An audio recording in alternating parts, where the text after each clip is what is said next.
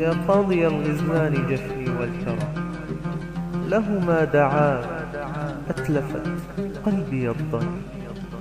لم يألفا طيب الوداد ودائما،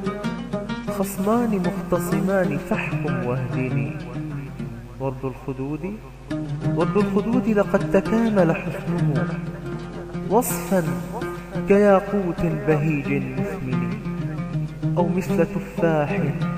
وحمرته زهت في روضة تحت العيون الفتن. هل للشجي المحتاج يوما قطفه لدواء داء في الحشاشة مؤمن،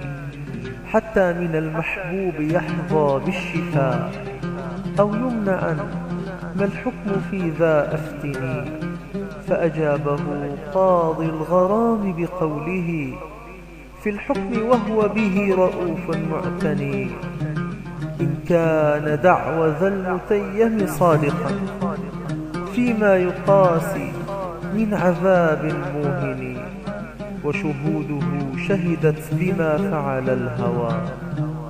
وبدا له إتلافه بالأعين، ويجوز ضم القد مع رشف اللمى، حرصا